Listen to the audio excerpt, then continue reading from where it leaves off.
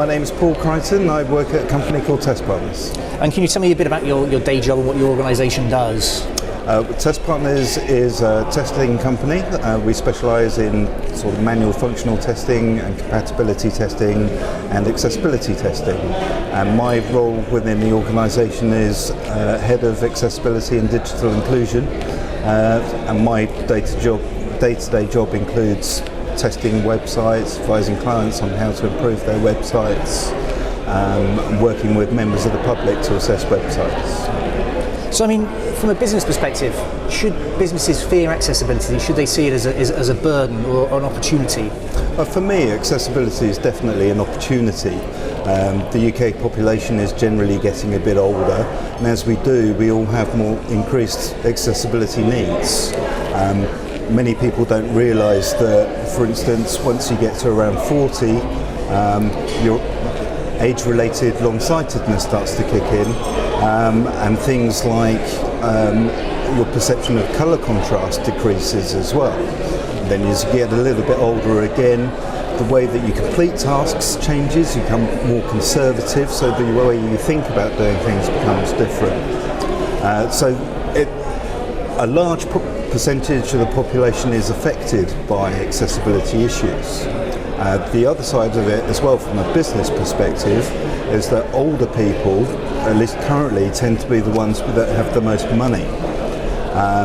If you think about it, their kids have gone to university, they've paid off the mortgage, they're going on holiday twice a year, and they have more disposable income than perhaps the more sought after 18 to 34 market, who are struggling with student loans, saving up for a mortgage and all the rest of it. So I think there really should be, if you're running a commercial organisation, you really should be thinking at least as much about people who are older and have accessibility requirements, as well as that 18 to 34 market. And in terms of today's events, what sort of stuff have you learned? What sort of stuff have you seen?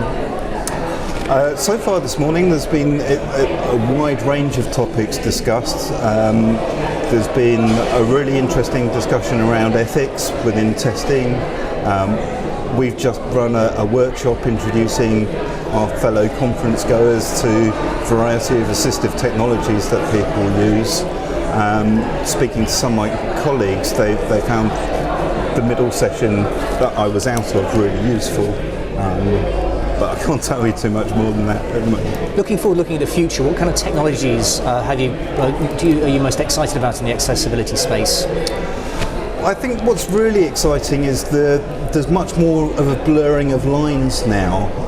Going back 10 years ago, it was all about specialist technology for people with disabilities. And what we're seeing now is a blurring of technologies that are being used by everyone. So you've got things like Siri and Dragon Naturally Speaking, which are voice recognition that everybody is using because it's more convenient.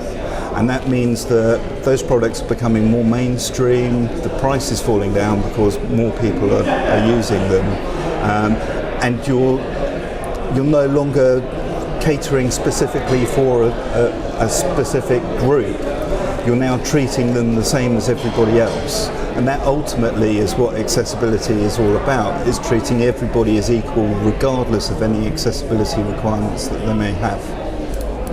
And I think looking now at this event, I mean, what would you say to a colleague who was thinking about attending a BCS event? Would you encourage them to come? I would definitely encourage people to come because there's such a diverse group of people here. You always come away having learnt something. You always meet interesting people that perhaps have a different viewpoint on the same sort of thing that you're doing that makes you think, or an opportunity to persuade them to your way of thinking. And it's just a really good chance to meet like-minded people, but not so like-minded that there isn't some interesting stuff going on as well that's perhaps a little controversial, but always interesting.